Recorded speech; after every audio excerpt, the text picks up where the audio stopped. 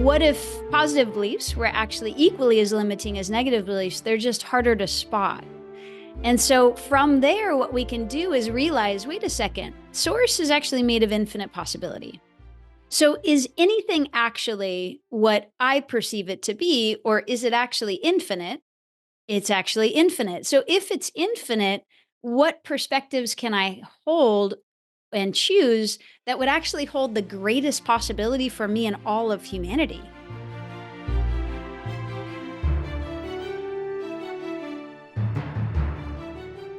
Welcome to the MINDTRX Podcast, with breakthrough ideas to live your best life possible and how to make it happen.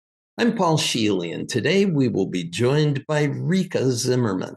Rikka Zimmerman is a beacon of empowerment, guiding highly sensitive and talented individuals to embrace their gifts and align with Source.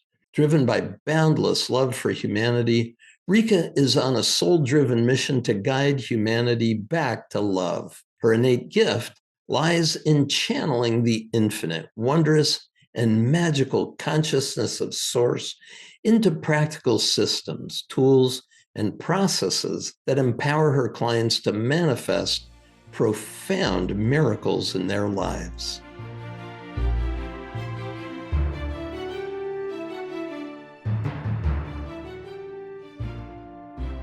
Hello, Rikka. Welcome to the MINDTRX Podcast. Thanks so much for being here. I'm so excited to be here. Thank you so much for having me, Paul. Well, I absolutely love your work. I've explored it through Instagram. I've looked at your website. I've talked with those who have been through your programs, and I loved your book. I love your music. It's so delicious. And I really appreciate how wholeheartedly you live into your life. And we're going to be exploring the ideas in your ebook on the belief paradox. But before we get into it, if you would tell me a bit about the healing journey so our listener can really come to understand how you came home to that awareness of your true self. Oh, very good question. Well, like all of you guys, I was raised on this planet. Right?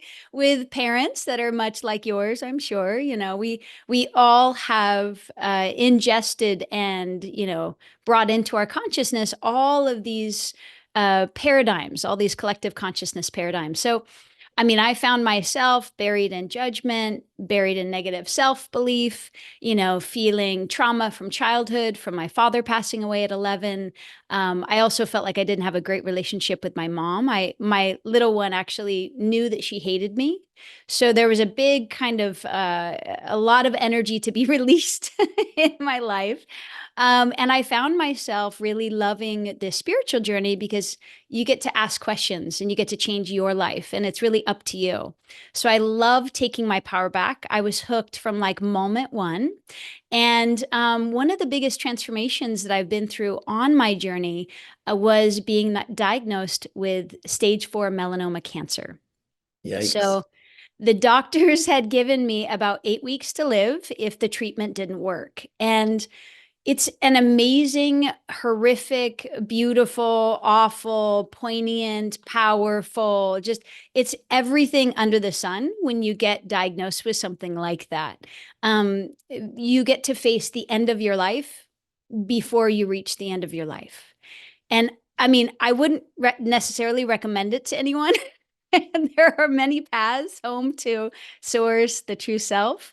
But this was a very powerful one for me. So I had 7 brain tumors in my head. I had tumors in my liver, my lungs, my kidneys, I was about 7 pounds of cancer inside of me, and I weighed about 110. So when I got this diagnosis, I think everything under the sun comes up. And what I find with people's things that happen with their body is it's really about their relationship with God, right? And the feeling that I got in going through this is, oh my God, I can't believe this is happening to me. Like, God, why are you doing this to me? Right? Because it's your body. Your body is actually made of Source. Now, it does have all of the consciousness that we've placed in it of separation. So it's not really reflective of God, but that's the idea, right? So you're feeling like, why did I deserve this? What did I do? And why have I been abandoned and all of that? And so in essence, what we're trying to do is put meaning on some experience that we think we're having in this physical world, right? So I have clients have had diagnoses not unlike the one that you've had, and some changed what the doctor said and said, that's not how I'm going to go, and others who succumbed to it.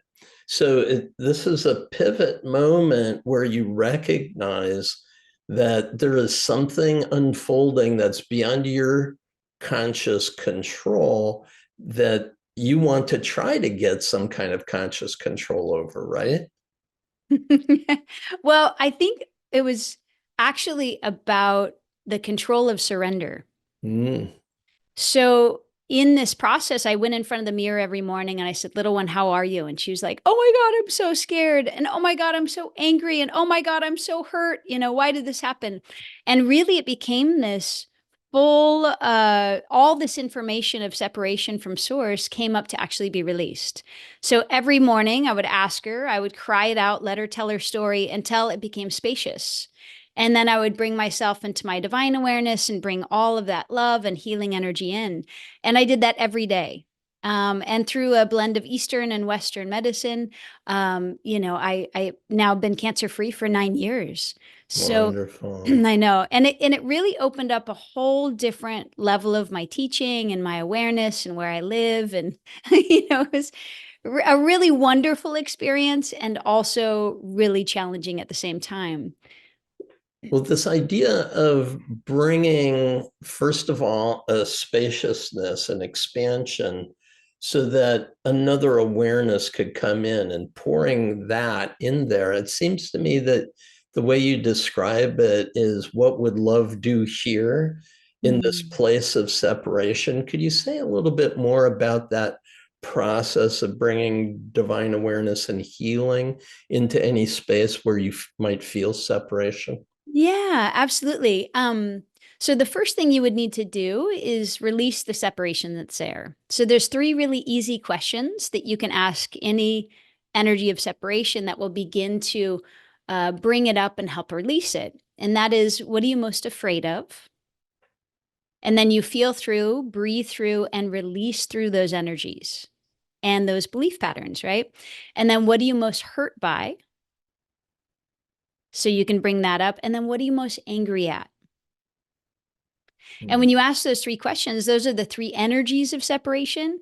It brings up all the beliefs and all the energies of separation. And then you get to feel through it and breathe through it and release through it.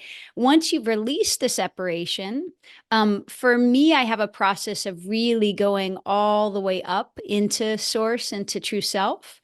And then, connecting with that love and bringing that love into that place where you are feeling separate. And part of it has to do with really rebuilding the relationship between that part of you that felt separate and who you really are, right? So if the little one, I call him the little one, was feeling abandoned, it's like, hey, I'm never going to leave you. I love you and I'm always going to be here loving you so that you always feel loved. And they go, ah, right? So it's, what does this part of you need from you that would actually heal this separation and return you to love? And a really powerful question, so you can go through, bringing those pieces in, is, sweetheart, if I was here loving you with all the love that I am, and I never wavered, would that be enough to let this go? And little one thinks about it and then goes, actually, it would. Yes, it would. And the 2 of you, these 2 parts of your consciousness, the part that's feeling separate and the part that's divine, realize the same thing.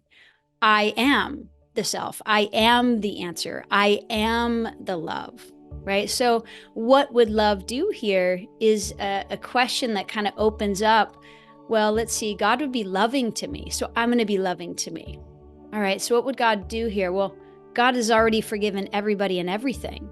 we all have infinite possibilities and free will. So how about I forgive everybody and everything? So you can ask that question to receive a depth of divine awareness that you can bring into these parts of your consciousness that aren't yet living there. Does that make sense? It does. And Yeah. I love the way you mark it out with your hands too, because the little one that's feeling separation was in your left hand, which is often associated with our past, what's gone. And in your right hand was the wholeness, the future self, the true awareness. And it's recognizing in that gap between those two what is the unifying force or energy that could bring it forward. Now, you did say those three questions, and I wanted to store those mentally and actually expound on them just a bit. Could you go back through those questions? It was fear, separation, Fear, anger, and hurt. fear, anger, and hurt. What I love about this is because all of us are born into the world vulnerable, helpless to take care of ourselves, right? And as you say, we have to step into or inherit the belief systems of the culture that's raising us, the culture, the religion, the education system, the family system. So this is the complex in which we try in the first phase of our lives to really define ourselves. And when the world isn't responding in a way that we like, this idea of fear, hurt, Hurt and anger. and anger. So what's lovely about it, getting into that, it's like, what is it that you're afraid of? Well, as a child, I was afraid of all kinds of stuff, right? Yeah. And that hurt, like, what is it that's hurt you or feels hurtful toward you? And when we name that, there's something quite potent. It is that it no longer really has the power to hurt us if we can name it. Would you say that that's the case? That can be very much the case, I feel, for fear, because fear itself is scared of itself, right? So it's kind of hiding in a corner. And so by naming it, it can come out of the closet and just begin moving through you. Hurt, maybe that plus being willing to feel all the way through it, release all the way through it. Because sometimes the depth of hurt includes grief and pain. And I mean, it takes a bit to really invite all those energies and the depth of those energies to come into the space. And then anger is an interesting one too, because people have a hard time getting to their anger because their culture and family and parents have made it bad and wrong. And then on top to be angry. to be angry, yeah. So Okay. then what happens is if you've judged it, you've put it into a box, and now you can't be it. It's separate from you. And so, yet that anger itself can actually be used for good. That anger, when received by love or turned into source, it starts working for you. It becomes this very fierce love that protects you. So, embracing those three energies, if you look at every feeling you might have as a human, frustration, it's going to have a little bit of anger, some hurt. And then what are you also scared of? I'm scared it's going to be this way forever. So if you ask every single emotion that exists, you'll find elements of these three things. And these three things actually represent the whole myriad of emotional content. Yes. Well, okay, that you've made a statement in that, which is worth listening to a whole bunch of times, I think. There's this idea of judgment, and we're going to explode this idea of judgment and its relationship to beliefs in just a moment. What I'm thinking about is if I have excess belly fat and I look at this and I see it in the mirror every day, what I do is I think, I want to get rid of this. This is not what I want. I created it. It serves me. It's helpful. And there's something else that represents good health to me other than excess belly fat. Mm, So whether it's a disease that seems to have hold of me, whether it's a weight issue, whether it's a financial issue, whether it's a relational issue, there are always going to be these three elements that are going on. mm, And this idea of eliminating judgment is pretty much, as far as one of my teachers says, impossible. We're always going to be judging as long as we're alive. Judgment is the way in which we create the world. This, not that. It's that, not this. So we're creating our world based on judgments, and judgments become a trap around the system of beliefs. So let's get into your belief paradox book a little bit. It's uncovering the 5 transformative secrets behind what shapes your reality. So if we could start with this idea of what is judgment, what is beliefs, that might set the stage for what we can talk about further. Yeah, absolutely. Interestingly enough, I would say judgment and beliefs are actually the same thing. In the beginning, you might feel like you can only really look at judgment because judgment kind of has a negative connotation. So it sticks out like, oh my God, I'm judging my body as being fat, or I'm judging my thighs as being fat, or I'm judging what I just said to a friend and I think I'm so bad and wrong. Like you should feel those kind of more upfront, right?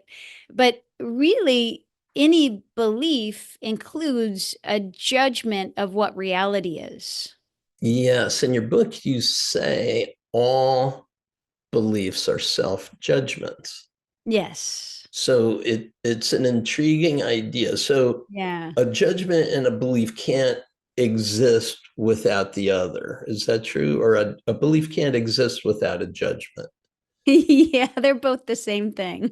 But you're saying they're exactly the same thing. Yeah, it's just they're All right. different kind of layers of it. So a belief kind of can be coded in things, but it's still a judgment of what reality is, Okay. right? Reality is this, and it's not that. That's my conclusion, right? Yeah, It's a exactly. conclusion that I'm making based on experiences that I have.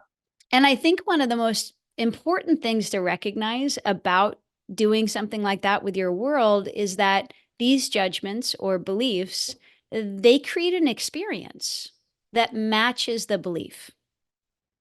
Okay, so in life, you guys might be feeling like, well, I'm in this experience and it's the experience that's the problem. I'm having a negative experience with my friend and I don't want to have this. Well, what if it was actually the belief about whatever you believe is negative in regards to your friend that's actually creating the negative experience? Okay, so as an example in your book, you talk about abandonment Mm-hmm.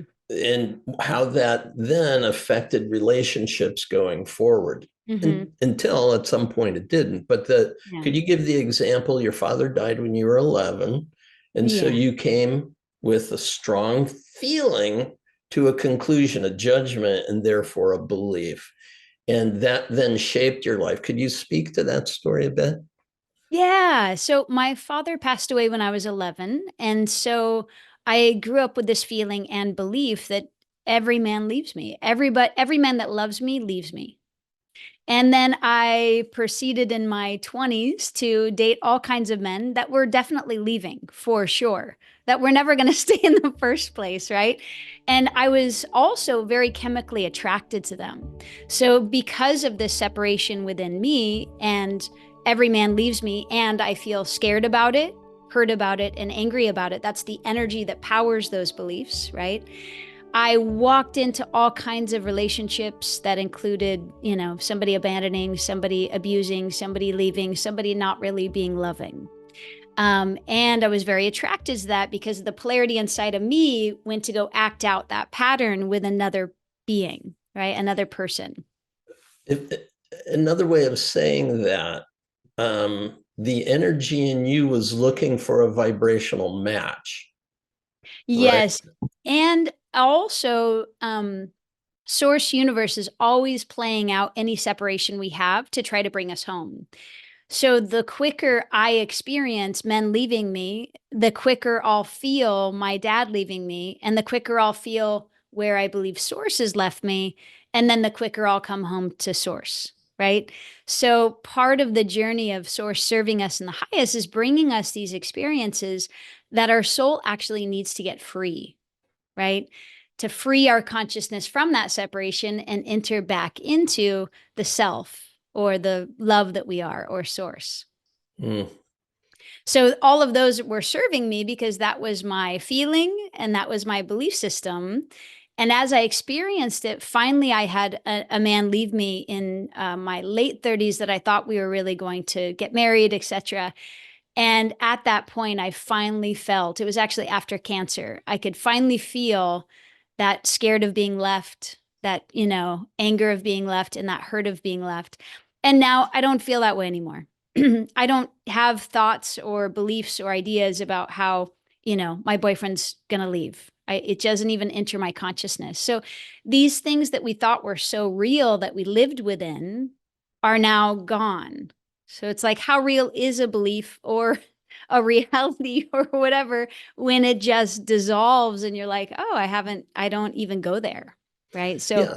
So there's this idea of, well, is this just a belief or is this reality? And this is where the distinction between the medical profession saying, oh, what sure. you have is stage 4, it's 8 weeks to live, you're out of here, to the point of, all right, so sources brought me to this moment to take a look at whatever this is about for me so I could heal the separation. Fundamentally, the world is always being presented, or source is always presenting itself to us to bring us back home, to heal the separation. And it doesn't mean we have to end our lives to get back to source. Source has always meant for us to live this life as fully as possible. Am I on the right track? Absolutely. Well put. That's amazing. So when everybody around you is saying, well, why are you pursuing this healing process? Shouldn't you just be preparing for passing? Sometimes the belief systems of all those people that care for us are being triggered. Yeah, right? absolutely. Those are all coming to their awareness, and they're looking to us to help heal their separation. So when you become a teacher of this work, you came to realize that when you're in front of people, you're actually perceiving their projections of themselves onto you. Could you say a little bit more about that and how beliefs work and how we encounter the beliefs of the world? Yeah, let me bring up an example. I think it'll make a lot of sense for you guys. So when I first began teaching, somebody would come into my room that was very, had a lot of self-judgment and had this kind of belief paradigm of everybody hates me, everybody's going to reject me, nobody likes me, right? So this person would come into the room. And before the class, I'd be standing up for God and love and universe. And all right, God, I give me my heart, my mind, my body, my soul. Let's do this. This person would come in and I would be like, I don't like them. And I'm like, I didn't choose to think that. What's going on here? Right. And so I would go to the bathroom, I'd excuse myself, and I'd be like, oh my gosh, let it go, let it go. You're working for God. What are you doing judging this person or rejecting them or not wanting to call on them or wanting to exclude them? Rikka, come on, you're a spiritual teacher. Like, get on board, right? And then finally, after realizing that experience happened over and over with different people with the same paradigm, I was like, wait a minute. Is this my judgment of them, or am I aware of their judgment that they're projecting out? And I was like, oh, that's their projection. And then once I realized, oh, they're broadcasting their belief system, and actually everybody is broadcasting their belief system, then it gave me the opportunity to be able to override people's belief systems. So somebody broadcasts out, reject me, reject me, reject me. And I go, Hi, nice to meet you. I love you so much. Thank you so much for being here. Do you know you are making my day? Just you walking into the room, and they're like, what? You weren't even supposed to see me. You were supposed to reject me, right? So when you're aware that you're aware of these self-judgments in other people, you can make choices that actually help them heal their separation and enter into source. Wow. That's such a great recognition on your part. I just love it completely. So this gets back to the idea of recognizing whatever belief we're holding at that moment. And we say there's negative and positive, and a lot of people understand there is a self-defeating element to negative beliefs, Yeah, right? And so a lot absolutely. of people put work into shifting a negative to a positive. But you say something important in your work. You say all beliefs are a trap that keep you from receiving what you truly desire.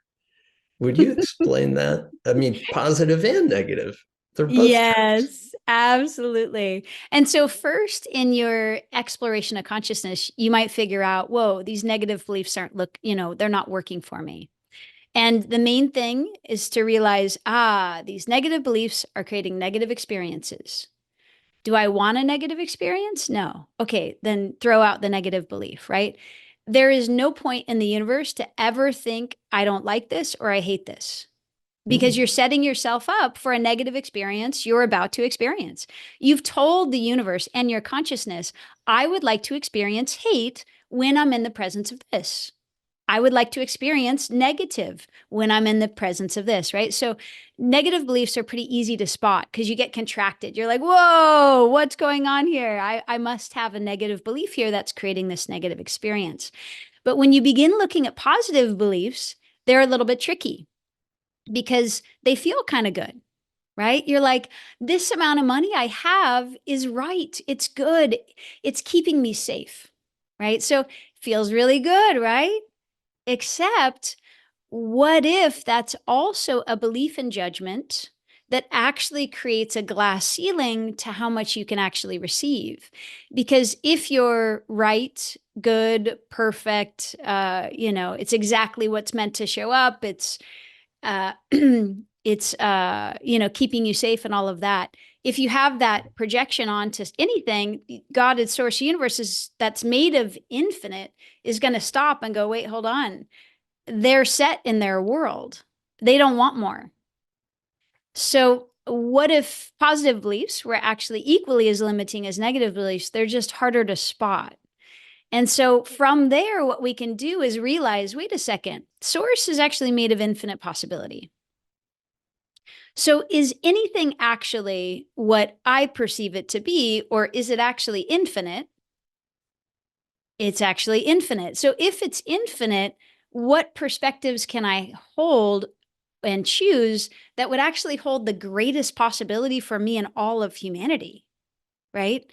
So it's kind of a different than positive beliefs, right? Positive beliefs would have us in a zone of right or good, or this is, the secure thing or whatever.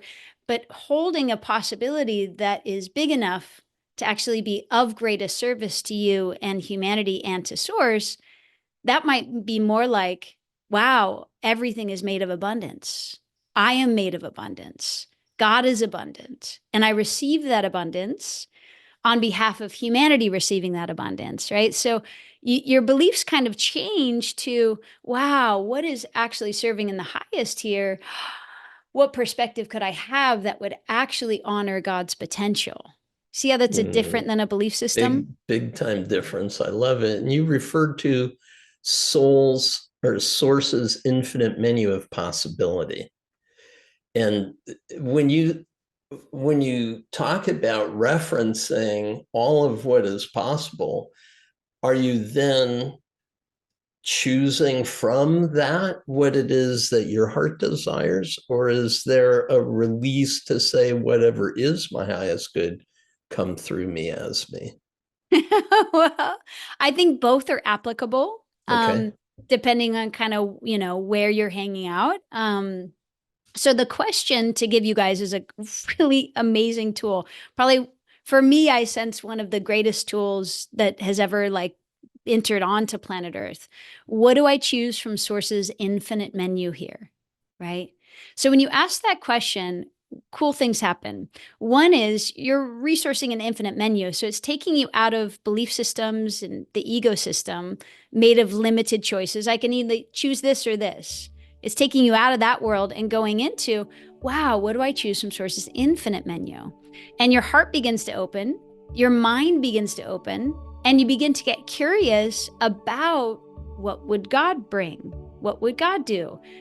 What would actually serve God, right? So what do I choose from Source's infinite menu? And you start reaching for the highest, greatest, most infinite everything that you can even wrap your world around as a way to honor Source and to honor you, right? To not get stuck in this or that, you know? So when you look into what your heart desires, what if you could rearrange those heart's desires to actually reflect the goodness of Source, the infinite possibility of Source, the infinite love of Source? Because some people can think that their deepest heart's desire is to get that man or woman who's maybe married to somebody else, right? My deepest heart's desire is that they would leave them and just come and be with me. It's like, wait.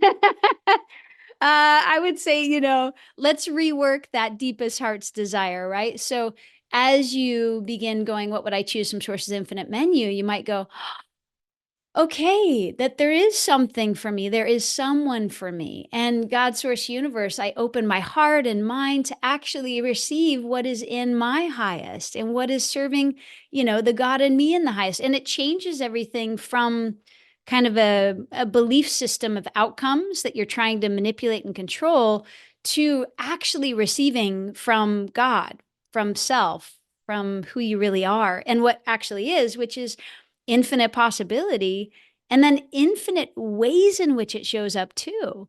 So it's, if you imagine consulting your ego that only draws information from the past, you're just going to end up with limitation if you consult that system, right? But when you're consulting God, God's going, well, I found a way.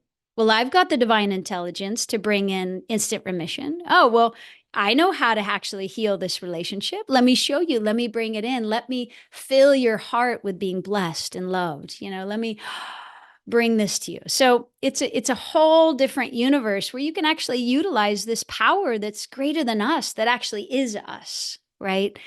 Yet, how do we tap into it? How do we utilize it? How do we receive it? How do we be the greatest vessels of it, as humans on earth? That's really kind of my my target.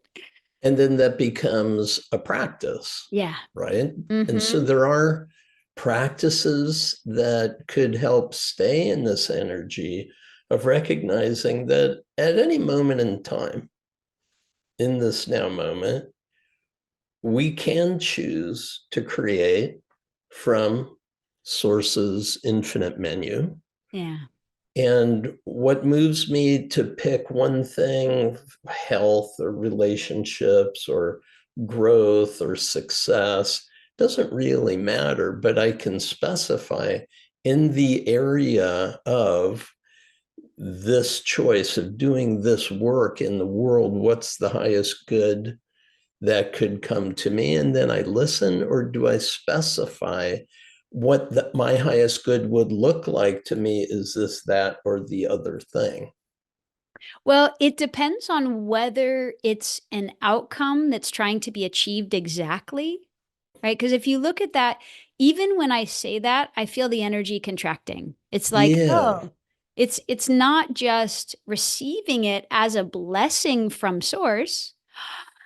And Source, what could you bring me that's even greater than anything I could ever imagine? So if you're going to specify, use that sentence at the end of your specification so that the energy remains open. This, and this, and universe, God, I realize that you are far more greater and far more infinite than I can imagine.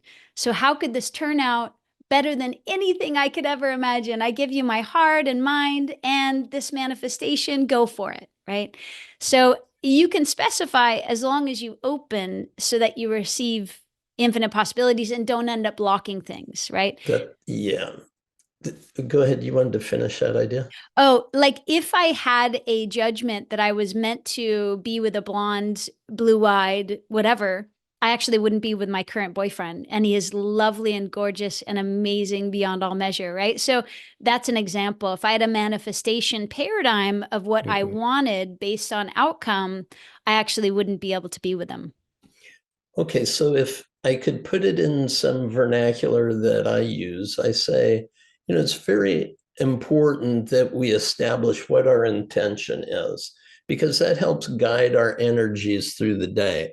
And once I've specified that, then you're saying, in addition, open to the highest possibilities. One of my teachers said, what we then want to do once we've specified an intention or an outcome is to go to source, to go, in his wording, consult with the pure imaginal realm that's bringing everything into manifestation, and say, and what should I know about this that can, as you say, take the glass ceiling off to possibilities that I might not, in the limitation of my own conscious belief system, be able to fully comprehend. So it's a dialogue with that place of expansion. I love the way you say it. As soon as I specify an outcome, it already feels contracted. So if I can move to a place that opens me at the top, that would be the ideal way to establish a goal or establish an outcome. Absolutely, yes. Okay. Yeah. And then to add to it, the idea that from or holding my outcome or holding my intention up and saying, in the field of the infinite possibility, what more than this is attempting to come to me or is ready to be received by me? How would you phrase that? um, so, stating your intentions, bringing your awareness into source, like you said, consulting with the divine. And there's actually, part of the manifestation process, I feel, that is serving all of us in the highest is actually the ability to give it over to source. Now, if you look at receiving, right, people think that receiving is kind of repainting the wallpaper in their house. It's like it can be an actual lateral movement. You're like, oh, I asked for this and I received this. Okay, but if you look at if you're receiving and it's in the same energy zone, you're not actually receiving. There's not really receiving going on here. There's just the same energetic material that's being exchanged. So when we actually hand it over to source and give source our deepest heart's desire, our greatest heart's yes, and then we invite source to do whatever source would actually do with it, it takes this energetic process of releasing that information, giving it to source, and being able to almost not even track it as source actually rearranges it into greater light, greater love, greater possibility. And it's almost like it begins coming back almost invisible, but it's way bigger and way juicier and way more blissful. So we can actually invite how source has transformed it into energies that are beyond what we've ever received. And then we can bring those back into our hearts and receive source's yes to us. So in the process with cancer, I realized that I was actually meditating with an ecosystem. So I was like, all right, heal me, heal me, heal me. We're going to heal and we're going to heal. We're going to heal. I was completely an outcome. And finally I was exhausted. I was like, oh my God, I can't do this. Like I don't have the energy to do this version of meditation, which was actually kind of meditating with an ecosystem trying to reach an outcome. And I'm like, God and the angels, can you like do it for me? And all of a sudden I was like, oh my God, this is what receiving is. Oh, it's actually receiving from. Oh my God, it's being gifted to. It's not controlling, projecting. It's actually receiving from, right? So that's expanded into a whole nother universe of being able to use these energetic tools to actually receive from source and receive from beyond what the ego and your mind has received in the past. Yeah, because if we have a belief of how it's supposed to show up, Sure. I know what healing is. Bring me Yeah. healing, bring me healing. Exactly. Yeah. And Yep. that was something that I became aware of. One of my very first teachers in human development, I met 5 years after she had a um, terminal diagnosis of a liver cancer, inoperative liver cancer. And at that time, in the late 60s, early 70s, she was satisfied to live with cancer, but use her mind to overcome the pain of the cancer that she was living with. She stayed with the diagnosis, but told them that they weren't allowed to tell her when she was going to die. And after she did pass, 7.5 years after the diagnosis, she had 2 months to live. Yeah, 8 weeks, right? 2 months. Mm-hmm. I realized, wow, she always was specifying living with the cancer, never being free of it. And so the work that you're talking about is such a paradigm shift, such a transformative way of thinking that I'm curious, once we're establishing the field of possibility, once we're entering into it and we're opening to receive it, do you also feel that there is something for us to do? Like, what's mine to do in this? Am I to hold space? Am I to practice this? Am I to eat this way or exercise that way?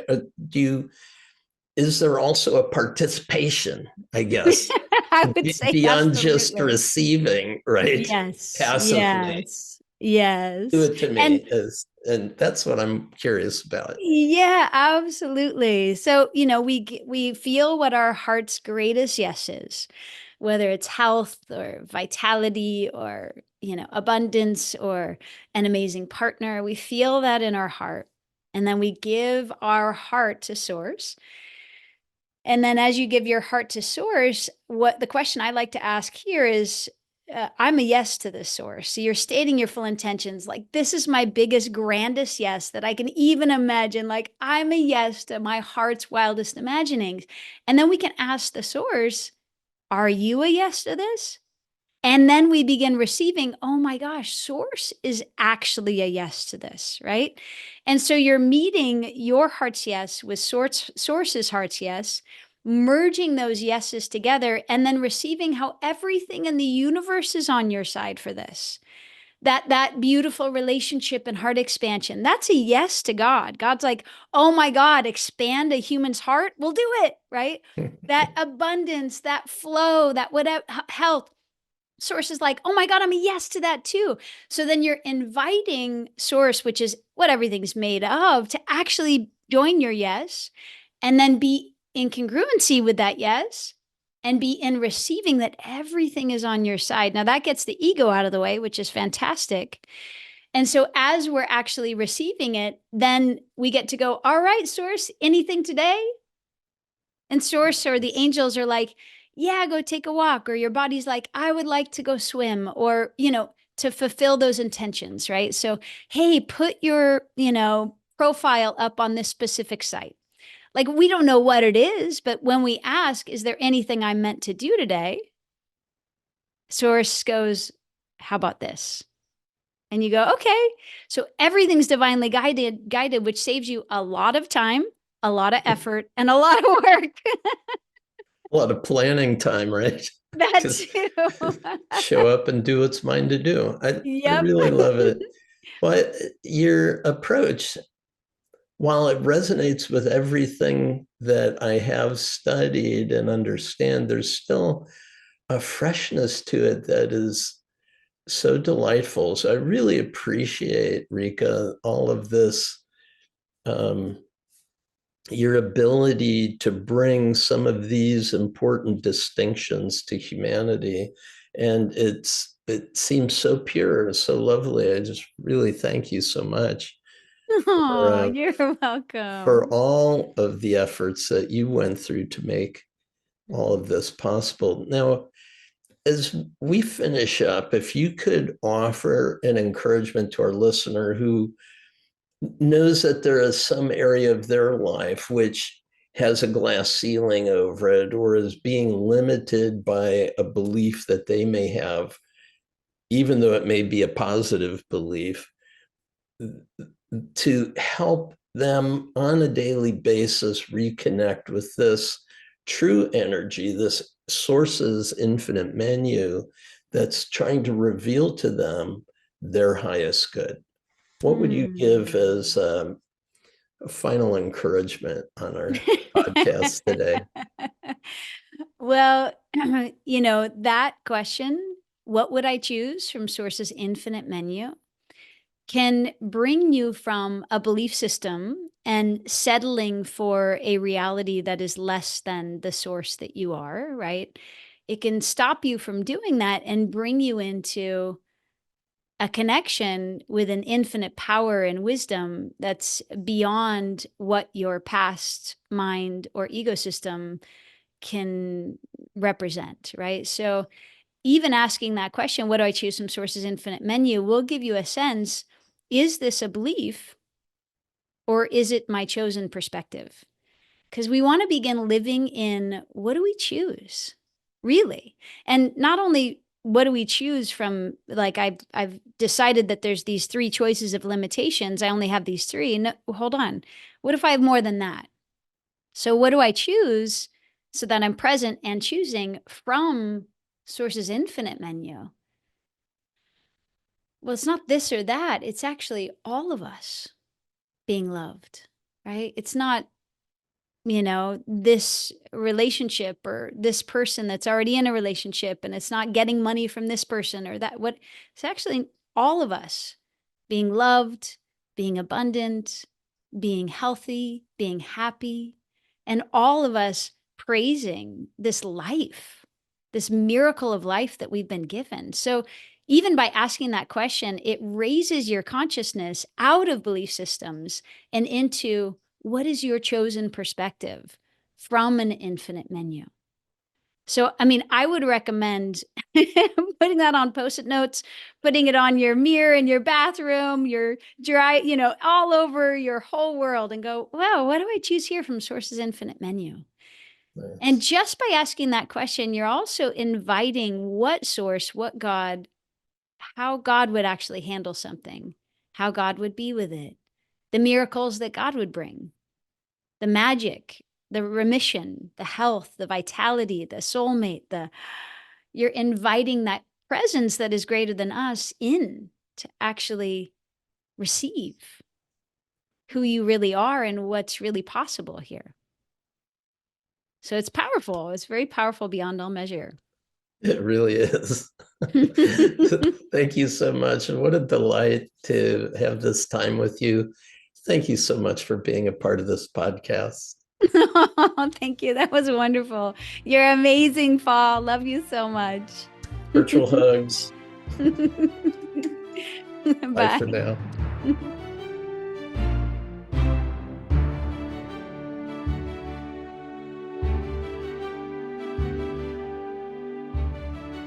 I hope you enjoyed our conversation with Rikka Zimmerman.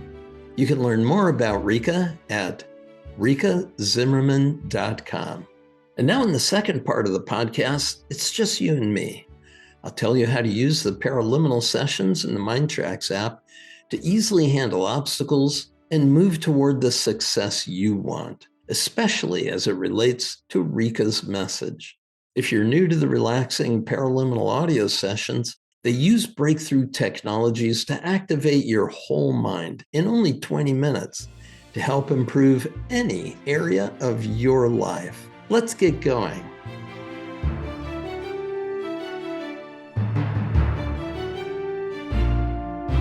Hello, welcome back. This is the opportunity to follow on to my dialogue with Rikka Zimmerman and our look at the power of beliefs and transcending those, actually moving beyond them. Her work to me is very intriguing. It's not unlike some authors and speakers whose work I've tracked on beliefs, but she takes a unique perspective, and I absolutely adored the kinds of ideas and the guidance that she was able to give. Now, to be able to really embody some of these ideas, paraliminal technology may be able to help quite a lot. And so I've taken the dialogue that she and I had, and we're looking at 5 different areas. First, the area of moving beyond belief. The second is being able to choose from infinite possibility, or is what she referred to as Source's infinite menu. Beautiful idea. The third is to explore fear, hurt, and anger, not to shy away from them. The fourth area is the idea of practicing awareness along the ideas that Rikka was sharing with us. And then finally, how do we more effectively listen to Source, to be present and sensing the communication that Source is giving to us? So let's start in the first area, moving beyond belief. I have a paraliminal called Belief, where we take a look at how beliefs are formed. We look at a negative belief that we would like to have be different, and how to establish a positive belief which would replace it in favor of something more life-enhancing. Now, as you listen to belief, essentially what you're training yourself to do is to recognize that you're the creator of all your beliefs. Beliefs are judgments, and judgments are always self-judgments. They're conclusions about the way the world works as we perceive it. The challenge that we have is perceiving that we're the one creating our beliefs and therefore creating the reality that we're living into. So belief actually takes you through a training protocol to see how you can establish something and make it more fluid, make it more choiceful. Ultimately, as Rikka was suggesting, is we're looking to have conscious choice about the life that we're choosing to live. I love it. It's powerful. And the belief paraliminal can help show you how that's possible. The second area is choosing from infinite possibility. So if you're going to choose from infinite possibility, a good way to think about this is with the prosperity paraliminal, where here's the universe, absolutely abundant. What is it that you're calling on? What is it that you're choosing to create? And knowing that the abundance of the universe is supporting you in doing exactly that. So you can choose from any area where you would like to experience more abundance. If we put it in the terminology that Rikka is talking about, what is the love that you want to bring in this area where you have been feeling separation up until now? Separation through fear, hurt, anger, whatever it is that's creating separation, fill it with the abundance, with the love, with source energy from the infinite menu. And remember that Rikka suggested that when you wake up in the morning, you ask yourself, how shall I choose from Source's infinite menu for the life I'm going to live today? And when you make that choice, then prosperity paraliminal will really help you envision and embody the selection that you're making. And as she said, always leave it open at the top. Now, the third area is exploring fear, hurt, and anger. Most of us would just as soon run away from those, right? But what she's suggesting is courageously step into it.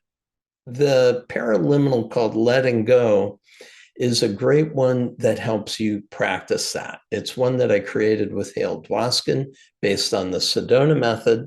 And in essence, what you're saying is, here is a feeling. Can I just welcome it? So a feeling of fear, can I just welcome it? And the thought of fear, could I just welcome it? The recognition of the separation that occurs, could I just welcome it? Could I stand in it? Could I welcome it? Could I recognize that it's me that's generating this sense of separation? Secondly, do it again, but this time for the idea of what is the hurt that I have experienced in this area, and could I just welcome it? Could I see it? Could I invite it? Could I recognize it? And the third area is anger. What is it that I'm angry about? Could I just welcome that feeling? Could I welcome the thought that I've got to do something about it? Could I welcome the thought it's about me personally somehow? And could I then let it all go? It's a powerful, powerful process. But by focusing it around these three concepts that Rikka shared with us, I think it's a very powerful way to make a significant advancement in your life, in any place where you may be feeling separated from the true abundance and resourcefulness that God in the universe is here to bring to you. The fourth area is about practicing awareness. Remember at the end of the dialogue, I said, so what are the practices? What is it that we can do? The first paraliminal I'd recommend here is called conscious time. And similar to waking up with the sleep deeply, wake refreshed, it's really waking up with the choice of how am I going to live my life today? Or as Rikka says, position your thinking with the idea of the infinite menu and what will I choose, knowing that the universe supports me lovingly in creating my life as I would choose to do so. So the conscious time paraliminal is a great one to practice that. The final area is the idea of listening to source. Now, I asked her, I never really got to asking, is there a practice, a meditation practice, something? She did allude to it. I didn't pursue it at the time. It was a fleeting thought. I didn't dig into it deeper. But how do we structure a way to listen to source, to be present and sensing what source, what guidance is being offered me in this situation in my life? For what purpose? So that I can eliminate separation and come back to an awareness of my oneness with this power and presence that shaped the entire universe as I perceive it. So I'm thinking that the ideal one in this case, the ideal paraliminal, would be intuition amplifier. I believe that source, however you would define that, is always trying to communicate to us. Sometimes it will come as a gut feeling. Sometimes it will come as a sense of feeling in my own heart. It might be coming to me as an image, a vision, a voice in my mind. But if I am attentive, that source is trying to communicate, to show me the best ways and means to realize the true intention that I've established to bring me to those higher expressions of my life, then I'm always getting that guidance. I simply need to attend to it. So, like all paraliminals, I always ask you to establish an intention at the front end. And once you've done that, intuition amplifier will help you notice the communications that are occurring throughout your day. So those are the 5 areas. Move beyond belief, choose from infinite possibility, explore fear, hurt, and anger, practice awareness, and listen to source. Enjoy the paraliminals. And when you think about this particular dialogue that I had with Rikka, it may be worth going back through it a few times, because a couple of times I was hanging on by my fingernails to try to track the significance of what it was that she was attempting to share with us, there are distinctions in what she's sharing that I don't hear from other people. It's really quite brilliant, beautiful. She's a luminous being and a real gift to us. So thanks very much for listening to this podcast. And I look forward to being with you again in the future. Bye for now.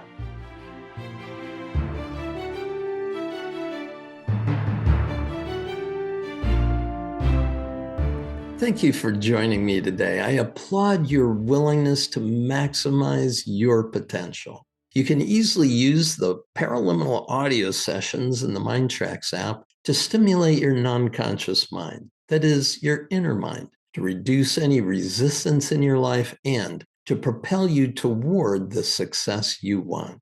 Go to www.mindtrax.com/go. These amazing audio tools have helped millions, and I encourage you to bring them into your world today. Be sure to be back for more episodes of the MINDTRX podcast. You'll find insightful conversations with authors, experts, and thought leaders, all devoted to improving your life's experience. Thank you again for being here on our MINDTRX podcast.